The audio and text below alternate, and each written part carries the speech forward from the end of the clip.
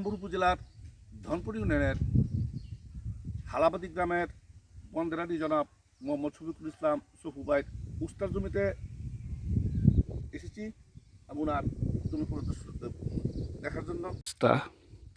জাত মোগল, আমরা নিচের অংশ দেখতে পাচ্ছি প্রচুর আছে। হালাবাদী গ্রামের শফিকুল ইসলামের উস্তার জমি আমরা লক্ষ্য করছি। মালচিং পদ্ধতিতে আংরি আছে, নিচে আমরা মালচিং দেখতে পাচ্ছি। আচ্ছা, এগুলো কতটুকু জমি আছে? 20%। 20%। দূরে কথা বলি, তাহলে এটা কি জাত? মোগল। মোগল। আপনি পর্যন্ত কি পরিমাণ বিক্রি করছেন?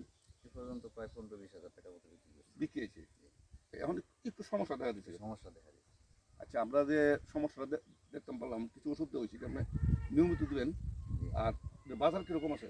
বাজার এখন 2000, 2500, 2200 এরকম মন। আচ্ছা, আপনি এটা ওই যে মালচিং করছেন, মালচিংয়ের নিচে কি দিয়েছিলেন? কি কি সার? মালচিংয়ের নিচে দিচ্ছিলাম টিএসপি সার, লাল সার, জৈব সার, জিপ সার দেওয়ার পরে রোপণ করছি। 2-3 দিন পরে রোপণ করছি। দেওয়া 2-3 দিন পর রোপণ করছি। রোপণ করছেন। কতটুকু দূরে দূরে বেশি দিচ্ছেন?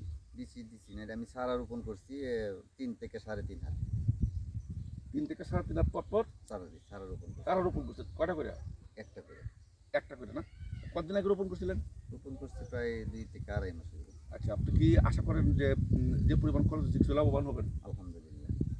আচ্ছা, ঠিক আছে, আমরা বলবো যে আমাদের চাষি ভাইদেরকে, অন্যান্য চাষিরা যেন আমাদের এই শুধুমাত্র আমার